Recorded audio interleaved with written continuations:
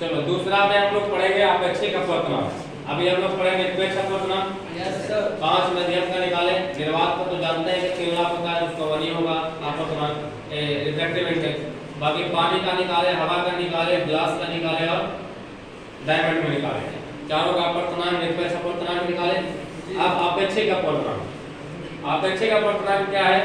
तो दो माध्यमों में निरपेक्ष अपवर्तनांकों के अनुपात को अपेक्षिक अपवर्तनांक कहते हैं। यानी वहां प्रकाश के चाल का अनुपात लिखे थे और यहाँ निरपेक्ष अपवर्तनांकों का अनुपात है। ठीक है, जैसे तो पहले इसको सूचित कैसे करते हैं? n12 से या n21 से। इसका मतलब क्या होता है n12 और n21 का?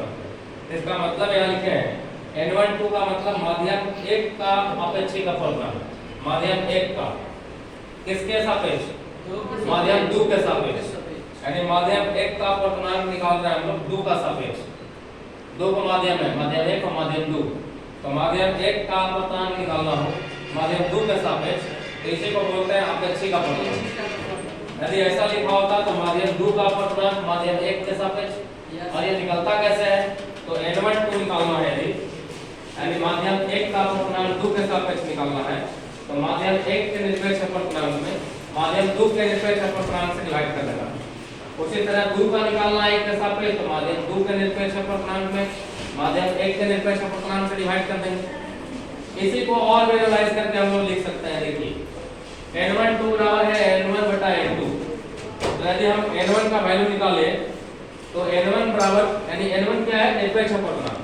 अभी हम लोग पढ़े थे कि किसी माध्यम का निरपेक्ष अपवर्तनांक निकालना है तो निर्वात में प्रकाश के चाल बटा माध्यम में प्रकाश के चाल, तो c0 बटा c1। उसी तरह से n2 के लिए c0 बटा c2।